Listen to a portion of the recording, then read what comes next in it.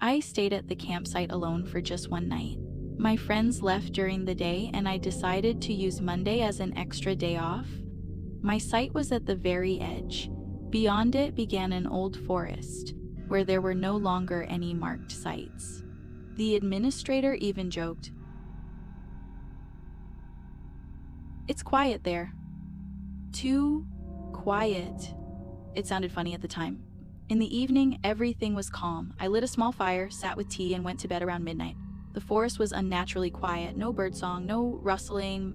Around 3 in the morning, I woke up to a sound, like someone was digging in the ground, deaf, wet, rhythmic. At first, I thought it was an animal, maybe a raccoon or a badger, but the sound didn't stop. It was too slow, too heavy.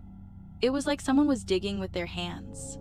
I lay there listening, and then I heard a second one, and a third one, in different places, right around my tent. The sound was closer. The ground seemed to be breathing. I could hear clods of soil falling back into the hole. I didn't move anymore. And then something hit the fabric from the outside, once, hard. The tent shuddered. I sat up abruptly, and at the same moment I heard something scraping against the wall. Not nails. Something hard, like bones rubbing against the fabric. I grabbed my flashlight and shone it on the tent wall, and I saw the silhouette of a hand, thin, with unnaturally long fingers. She pressed herself against the fabric, slowly, and began to crawl down. The fabric tightened under the pressure. The lightning bolt twitched. Someone tugged at it from outside. Again, and again. The sound of metal in the silence was deafening. I didn't think anymore. I cut through the fabric from the other side and ran. When I turned around, they were already standing by the tent, 2 of them. Their bodies were in the ground. Soil was falling off their shoulders. Their clothes were hanging in tatters. They moved strangely, in jerks, as if their joints were working with a delay. One tilted his head to the side and took a step. His leg twisted unnaturally. A bone seemed to crunch, but he didn't fall, he just kept walking. I ran to the road. I heard them running after me, not fast, but without stopping, without getting tired. I fell on the gravel, and I heard them very close, wheezing, deep, as if from a chest that was no longer breathing. The smell was the first to hit my nose, wet earth and something rotten. I got up and ran out to the parking lot. My car was locked. My fingers were shaking so much that I could barely get the key in the lock. When I got inside and closed the door, one of them was already at the door. He put his hand on the glass. His skin was dark, wet, like the ground after rain. His eyes, they just stared. No anger, no emotion, empty. I started the car and stepped on the gas. The wheels skidded on the gravel. As I drove away, in the headlights, I saw another one. He crawled out of the ground, right next to my lot. His fingers first broke through the soil, then his face. He opened his mouth, as if he had breathed in air for the first time in a long time. I'm not going back there anymore. But sometimes at night, I wake up to a sound. Dull, wet, like someone digging in the ground under my window.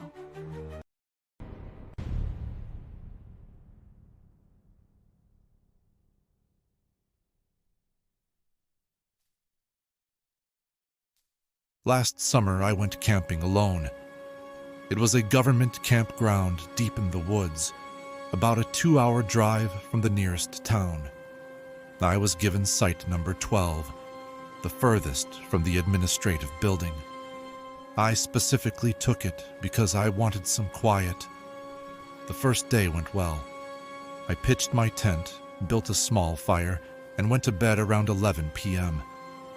The woods were strangely quiet. Too quiet, even the crickets barely sang. Around 2 in the morning, I woke up to a sound. Someone was whistling. At first, I thought it was the wind, but the sound repeated itself. It was a short, 3-note melody, clear, conscious. It came from somewhere far away in the trees.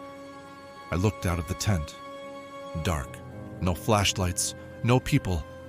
Total silence. A minute later, I heard the whistling again.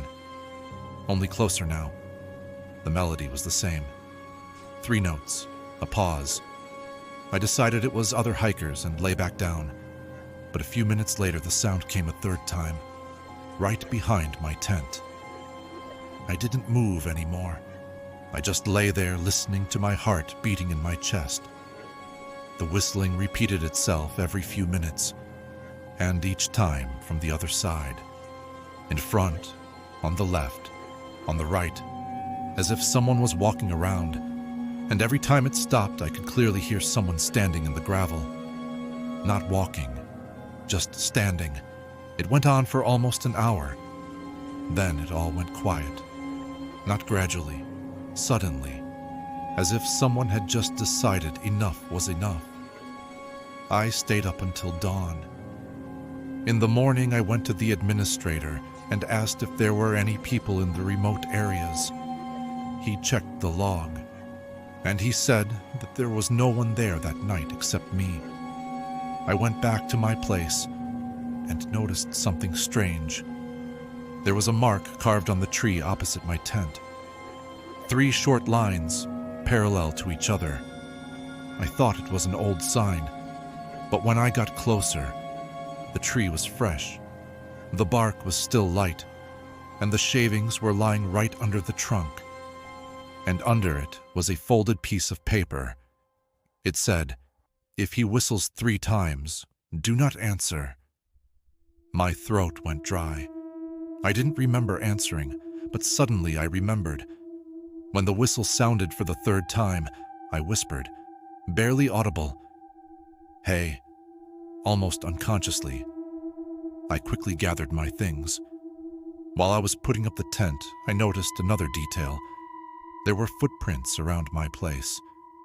Not clear prints, and trampled grass, a circle, and one more thing, as if someone was walking in circles around the tent.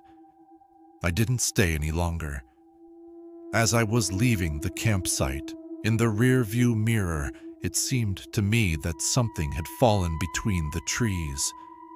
And then I heard, quietly, from the depths of the forest, the same melody, 3 notes.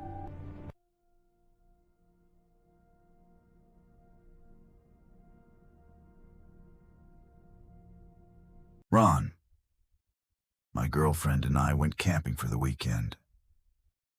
We set up our tent farther away and went to bed, telling ourselves he was just some odd guy. Around 1 a.m., I heard a car door open, a sharp metallic click. I looked out of the tent. The pickup was still there, but the man was gone. The door was closed. A few minutes later, I heard footsteps. Slow. They stopped right outside our tent. I froze. Someone was standing there. I could hear deep, slow breathing, like someone catching their breath after running. He didn't move. He just stood there for what felt like forever. Then the footsteps walked away. I didn't sleep after that. In the morning, the pickup truck was still there, but the man was gone. None of the other campers had seen him. We packed up and left early. As we drove past the truck, I noticed the back window was covered with black tape from the inside, like someone didn't want to be seen. A man was sitting inside, staring straight at us. No expression, no movement. I nodded to him. He didn't blink. There was only one car in the parking lot, an old white pickup truck. Its headlights were off, but it was smaller, completely still. I hit the gas. In the rearview mirror, I saw the first man standing next to the truck, watching us leave. 2 days later, I called the campsite. They told me there were no records of any white pickup trucks that night. Then they added that we were the only ones who arrived after 8 p.m. I still think about the back seat, and about the possibility that the man wasn't watching us at all. He was checking whether we noticed who was sitting behind him